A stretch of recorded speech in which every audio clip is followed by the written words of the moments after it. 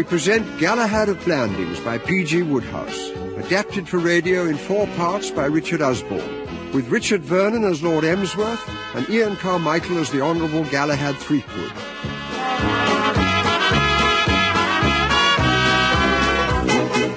Episode 1, New York and After.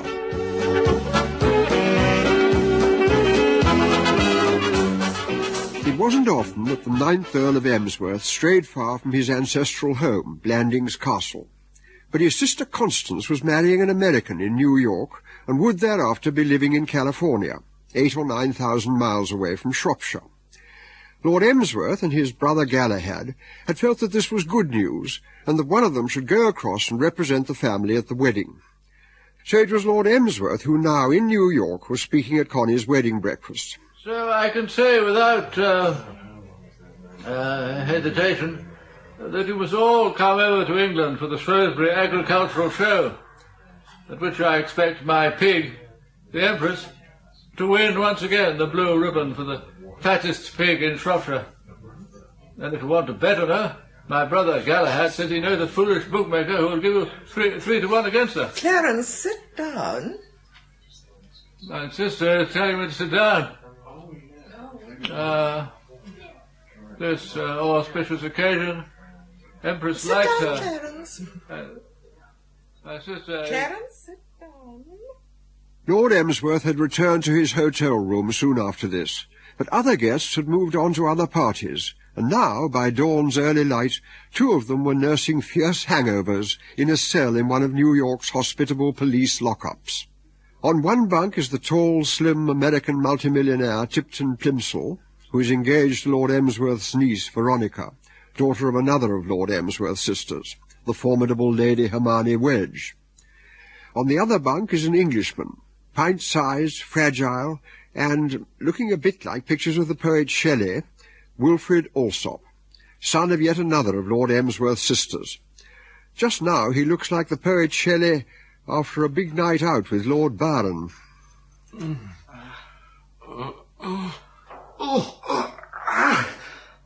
My head. What about mine? It feels like it's going to explode. Where are we, Tippy? Is it a jug of some description? Yeah, we call them hooskows over here, but the general effect's the same. Well, I'm dying. Of course you're not, Willie. Yes, I am. A man's entitled to know whether he's dying or not. And before I pass on, Tipton, there's something I want you to promise you'll do for me. Go on. If you're engaged to my cousin Veronica, I take it you visited Blandings Castle. Sure, that's where I met her. Well, did you ever run into a girl there named Monica Simmons? She looks after the Empress of Blandings, that pig of my Uncle Clarence's. Yes, I remember her. A girl who looks like an all-in wrestler. I'm sorry you think she looks like an all-in wrestler.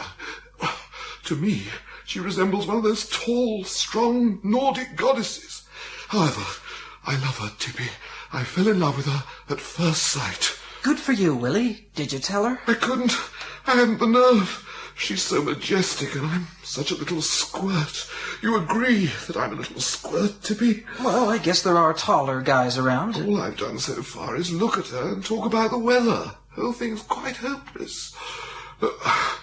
When I've passed beyond recall, I want you to see that she gets my cigarette case. It's all I have to leave. Willie, nobody dies of a hangover. They do with hangovers like mine. They die in droves. But will you perform this small act of kindness for me? Give Monica Simmons my cigarette case?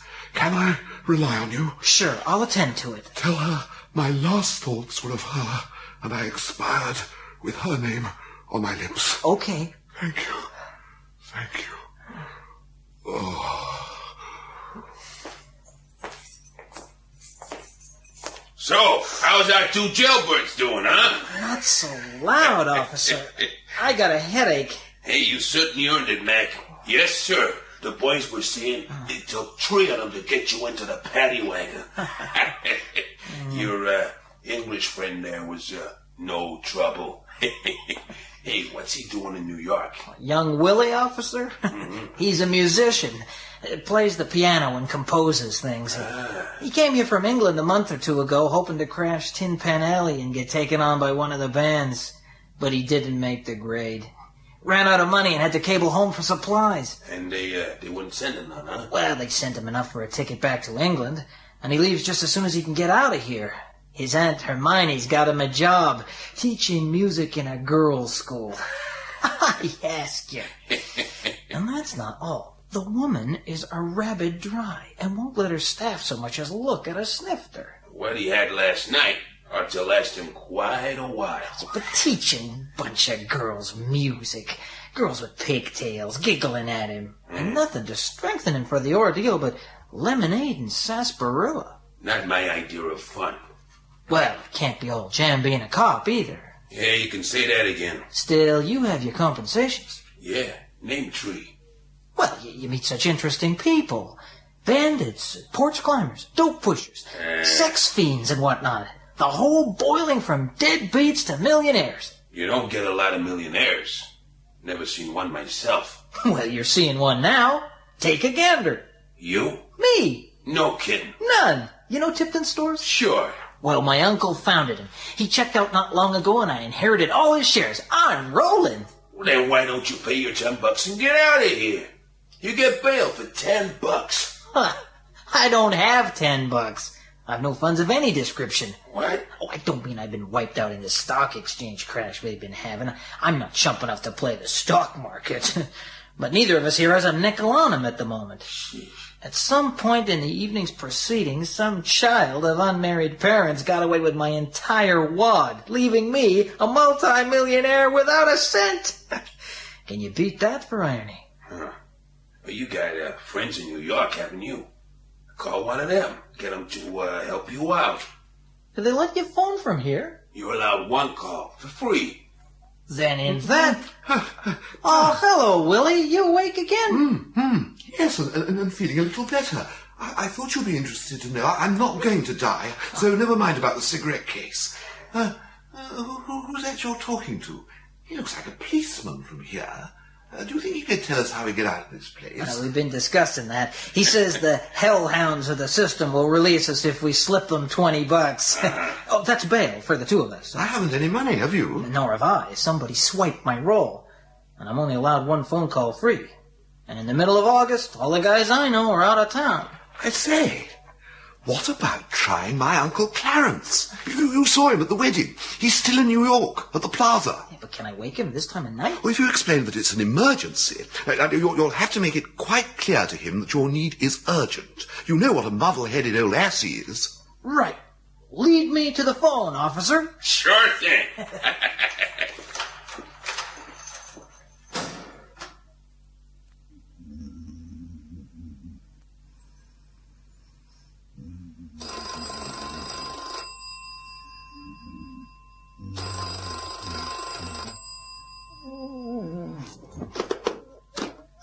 Hello, who's there? This is Tippy, Lord Emsworth. Who? Tipton Plimsoll. Tipton Plimsoll? Is that your name? Yeah. God bless my soul. Who are you? I'm the man who's going to marry your niece, Veronica. You know, V? V? Who's V? Veronica, your niece. You know, daughter of your sister, Hermione. Veronica engaged to marry an American? Yeah, and I met her at Blandings Castle. That's when I first met you. Well, it's kind of you to tell about me. I'll tell Hermione when I see her. Goodbye, Mr... No, don't hang up on me, Lord Emsworth, please. I'm speaking from a police station 2 blocks from you, and I'm only allowed one telephone call. Why are you in a police station? Because I'm locked up, and I'm with your nephew, Willie Alsop. Wilfred? Why is he locked up? Because we both got into a fight at a party after your sister's wedding. Hermione won't like to hear that. Well, no, Aviv, please don't tell them. Lord Emsworth, can I ask you a favor? What? I've lost all my money. Lost all your money, my dear fellow? I am sorry. Yeah, and it's $10 bail to get a man out of here. If you can lend me 20 and send it to me here fast, Willie and I can both walk out of here free. $20? Yes, of course. I'll send the porter around from the hotel. Gee, thanks, Lord Emsworth. I'll pay you back. I'll be over in England Hermione and V about this little difficulty, will you? No, no. Well, goodbye, Mr. Plimsoll, goodbye. thanks again, Lord. Well. Police cells, Plimsoll losing all his money. God bless my soul, what a country. I shall be glad to get home. Lord Emsworth would not have said that if he'd known that his sister Hermione, self-invited, had settled in as hostess at the castle with her husband, Colonel Egbert Wedge. Also their beautiful blonde but brainless daughter Veronica. At this moment she is getting ready to be driven up to London by her uncle Galahad to shop for her trousseau. The Honourable Galahad Threepwood, once pride of Piccadilly and still, in his spruce 60s, beloved of barmaids, ballet dancers and bookmakers from Mayfair to the Mile End Road, joins Butler Beach on the steps of the castle. Lovely morning, Beach. It is, Mr. Galahad. Where is that girl? We ought to be starting. Miss Veronica, sir? Her maid told me she is having trouble choosing a hat for the journey. You look a bit worried, Beach. Anything the matter? Since you so kindly ask, sir, it's to do with one of her ladyship's guests. You mean that teetotaling headmistress? No, sir, not Dame Daphne. Her son, Master Huxley. He told me I was fatter than his lordship's pig, the Empress. Impertinent little brat. I'm afraid I came within an ace of clipping him over the head, Mr. Galahad. It would have done him all the good in the world, but it wouldn't have pleased his mother, and that would have brought the wrath of my sister upon your head, Beach. Oh, dear. Look, would you dash in and stir up that niece of mine? We must start if I'm to meet my brother for lunch. Ah, here she comes. Oh, no, she doesn't. It's Sandy Calendar. Hello, young Sandy. The girl coming down the steps was, in many respects, as easy on the eye as Veronica. Her figure was trim, her nose and mouth above criticism, and her hair that attractive red that the painter Titian used to admire so much.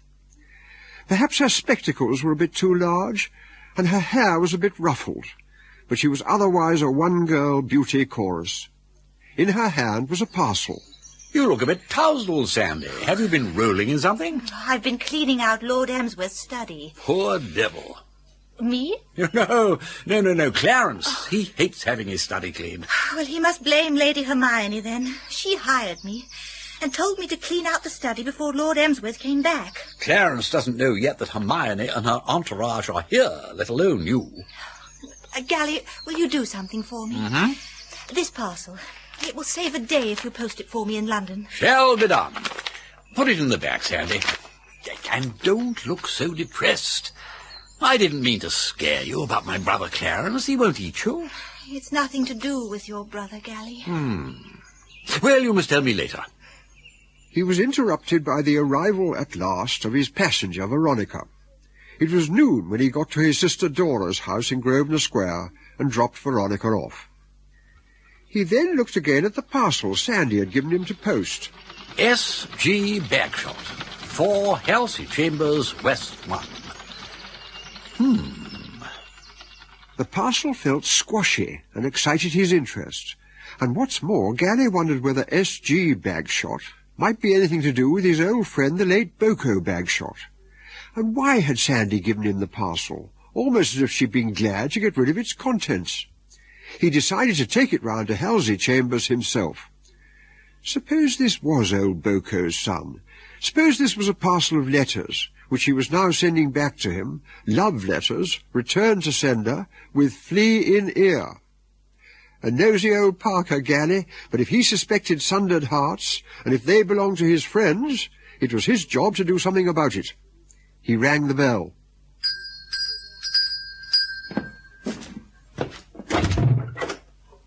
Yes? Good morning. I have a parcel delivery for S.G. Bagshot. That must be you. Good morning. Yes, that's me. Thank you. Then you must be the son, or a close relative, of my old friend Boko Bagshot. Thought so. Remarkable likeness. I'm Galahad Threepwood. Yes, I am the son. S stands for Sam. I've often heard my father speak of you. Won't you come in? Thank you. Come through to my room. Sandy Calendar asked me to post the parcel, but I thought I would deliver it myself. Oh. So you know Sandy? Oh, yes, rather. She's secretary to my brother, Lord Emsworth, at Blandings Castle. I've driven up this morning. I see. How is Sandy? Physically fizzing, spiritually not so good. She has the air of someone who is brooding on something. Am I right in guessing that you have something to do with this, and that parcel contains your letters? I expect so. She told me she was sending them back. Your father may have told you that I can't keep my nose out at anything. Would it be impertinent if I asked what the quarrel was about? Have a drink, if you've got the time. I'm afraid I'm interrupting your work. By the way, what is your work? I try to pay my rent here by writing things for magazines. Oh, like the Tatler? No, Wee Tots Weekly. Oh. I've been working on a short story for them. Oh, yes, bedtime reading for the under fives. My story's about a kitten named Pinky Poo. The first line's all right. There never was a naughtier kitten than Pinky Poo. But there I've run out of steam. That's called writer's block. Is your aim to amuse the little blighters, or do you want to scare them out of their nappies? Either. I'm not fussy. Well, I'm afraid I can't help you. Then help yourself. Here's to you, Mr. Threepwood. Thank you, but call me Gally. Everybody else does. No respect for my grey hairs. Well, bung-ho. Now, you were going to tell me what the trouble was between you and young Sandy. Well, the first thing that happened was that I was rather frank about her spectacles. Is she still wearing those great gig lamps? Yes. A pity she's had to take them. They spoil her looks. That's what I told her. I said they made her look like a horror from outer space. And what has she to say about that? Oh, this and that. You know, you ought not to have taunted Sandy about her physical misfortunes, my boy. She can't help needing to wear spectacles. But she doesn't need them. That's the whole point. Her eyesight's perfect. The beastly things she wears are made of plain glass. She only wears them to impress her employers. She says they make her look older. So Sandy took umbrage? Yes. And there was more. Go on. Well, I don't have much of an income yet. Certainly not enough to marry Sandy on. But my father left me a large house, Great Swifts it's called, in Sussex. Yes, I know it. Vast barracks of a place. Yes. Well, much too big for me and Sandy to run, even if we had the money and servants. But if I could sell it, marriage to Sandy might be more on the cards. People these days don't have much use for a big place like Great Swifts. Oofy has. Who? Oofy Prosser, one of the fellows at the Drones Club. Ah. He's just got married. But he insists on having the place done up before he parts with a cheque. Well, it is rather run down, and doing it up would cost more than I've got anywhere. Much more. So, when someone told me about a red-hot outsider running in the 2:15 at Plumpton, I thought, here's a chance to raise some money. Real money. Yes. So I put my shirt on the animal at 50-1. And? It lost. And Sandy blew her top. Yes, girls with red hair are sadly apt to do that. We had the dickens of a row. I told her I'd done it for her sake. She said I was a waster and didn't love her. I called her a ginger-haired little fathead. And she gave you back the ring? She threw it at me. You may have noticed the slight abrasion on my left cheek. And now she's returned your letters. Well, she'll come round, surely. You've only to talk to her quietly and reasonably, and she'll see sense. But how can I talk to her? She's at Blandings and I'm in London. I've tried telephoning, but she slams the receiver down on me. But you aren't proposing to stay in London. Well, where else? But, my dear boy, have you no spirit or enterprise? You must catch the first train to Market Blandings and take a room at the Emsworth Arms and lie in wait. I'd like to ask you to stay at the castle, but my sister Hermione is in charge there, and for some reason all my sisters have got this idea that anybody who's a friend of mine must be a rat of the underworld. Any guest of mine would find himself being gripped in the trouser seat by Hermione and flung out on his ear. Sounds dangerous. No, Sam. No. Go to the Emsworth Arms and give me a ring at the castle when you arrive. I'll arrange for you to meet Sandy somehow. I'll take the train this afternoon. That's the way I like to hear you talk. There's a 2:15 from Paddington. I'll see you tomorrow, perhaps. Now I will go round the corner to the Barrybolt Hotel and pick up my brother Clarence. Lord Emsworth was sitting in the lounge, his long, lean body draped like a wet sock on a chair, and he appeared to be thinking of absolutely nothing. He rose like a snake hurriedly uncoiling itself, and his pince-nez flew from his nose and danced at the end of their string, their invariable habit when he was startled. Of course he'd forgotten that his brother was coming to collect him, and it was only at lunch that he could make sensible answers to Gally's questions. Well, Clarence, what did you think of America? Extraordinary country.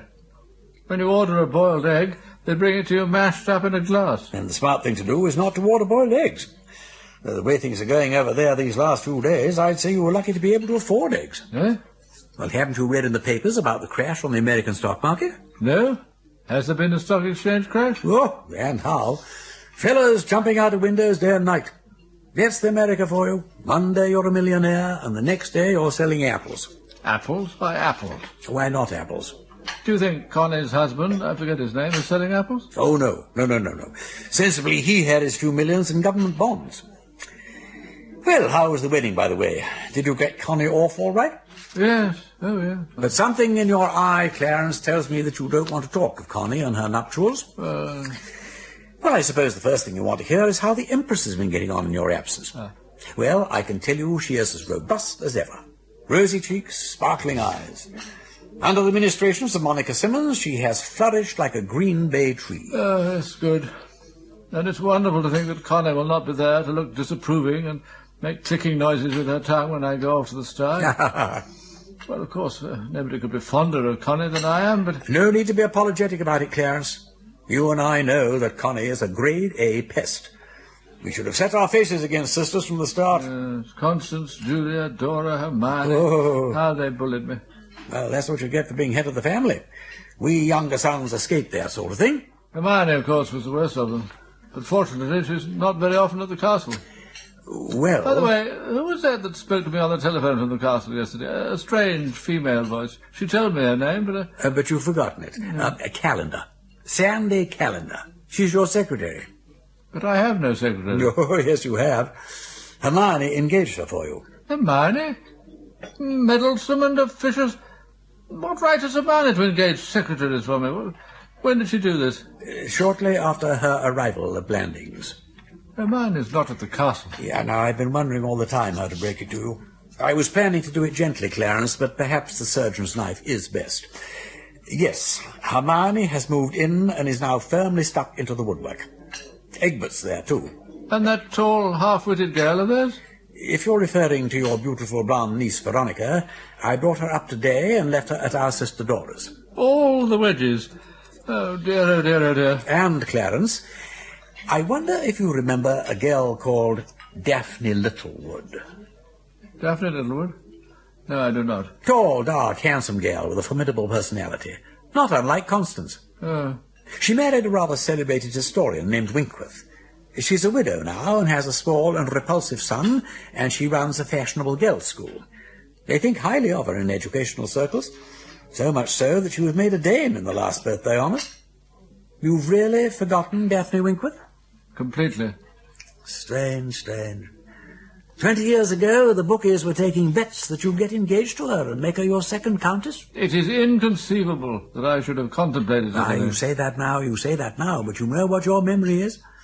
For all you know, you may have wooed her ardently, sent her flowers, pressed her hand in a conservatory during a ball. What? No, I doubt if even in your prime you would have been as licentious as that. But anyway, that's who Dame Daphne is, and you will find her at the castle when we get back this evening. What? With her son, Huxley.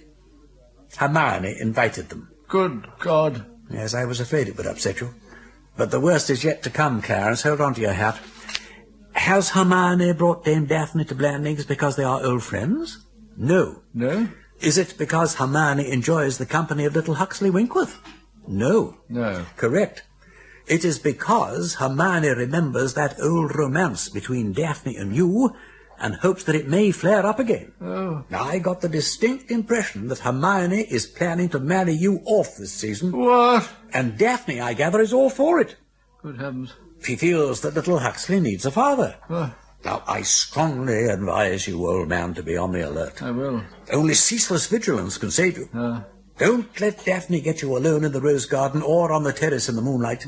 And on no account pat little Huxley on the head and take him for walks. I wouldn't dream of it. Ah, here comes the coffee at last. You'll probably need a drop of brandy in yours. It was some hours later that Galahad delivered his brother safely home to the castle. He unwound him and set him on his feet, then went to his room to tidy and call for refreshment. Lord Emsworth went straight to the Empress's sty. Waiting in the drawing-room for the return of the travellers were Lady Hermione and Colonel Wedge. Their guest, Dame Daphne, had put her son to bed and heard him say his prayers, one of which asked for the chance to let the Empress out for a gallop round the paddocks. Now she was looking forward to meeting the man who had raised her hopes so many years ago. But when the drawing-room door opened, it was not Lord Emsworth, but Sandy Calendar. Miss Calendar? Yes? The post office has just telephoned this telegram, Lady Hermione. Oh, thank you, Miss Calendar. It's from Tipton, Egbert. He's arrived in London and will be coming here tomorrow. Tipton Plimsoll, Daphne, is the charming young American who's marrying Veronica. Really? Splendid chap. Yes, we're devoted to dear Tipton. Veronica, of course, adores him. Love at first sight. Most romantic. He's been in New York looking after his business interests. He's recently inherited a great deal of money from an uncle. Yes, a great deal of money. But I was telling you about this pig of Clarence's. He listens to it. When we were here a year or two ago, I came back late one night from a dinner in London. Went for a bit of a walk to stretch my legs after the train journey. I was passing the Empress's sty when I saw something move. Oh, Egbert, I thought it was a suit of overalls hanging on the rail, and it suddenly reared up. It was Clarence. Gave me no end of a start. Yes, I remember you telling me about it. It was about Egbert, midnight. I asked Clarence what he was doing there at that time of night, and he said he was listening to his pig. And what was the pig doing? Singing? Reciting Gunga Din? Not at all. It was just breathing, and Clarence was just listening to it. Yes, You remember what I said to you, Hermione, old girl? Old girl, I said, we've got to face it. Clarence is dotty. So here you are at last, Clarence. We'd almost given you up. You remember Daphne Winkworth, who used to be Daphne Littlewood? Oh, quite. Yes, quite. Daphne's staying here until her school term starts. School? Clarence, how nice to see you after all these years. Oh, is it? Yes, quite, yes. You were my favourite partner for waltzes, Clarence. Waltzes? But I never could waltz. You took me to the flower show that year. Did I? The flower show? I don't think I did. Well, I must go upstairs. Lots of letters to write. To parents. Capital. I mean, yes. Let me open the door for you. Oh, thank you, Lord Emsworth.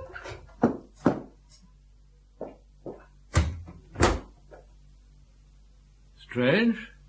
Galahad told me she and I were acquainted years ago. But I can honestly say I didn't know her from Adam.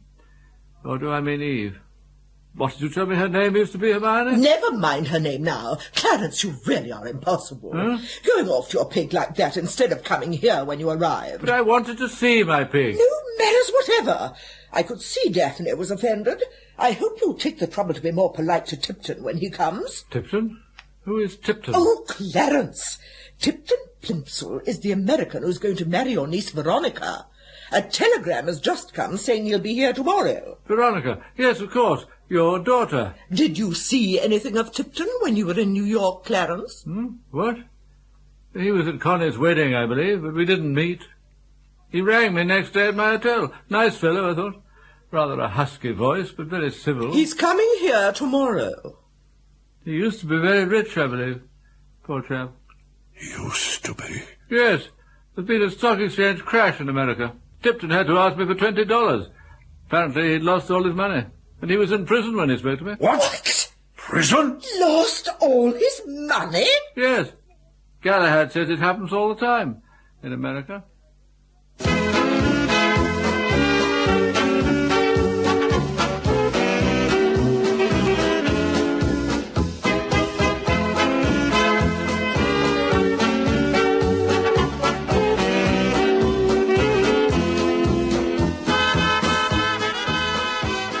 In episode 1 of Galahad at Blandings by P.G. Wodehouse, Lord Emsworth was played by Richard Vernon and the Honourable Galahad Threepwood by Ian Carmichael.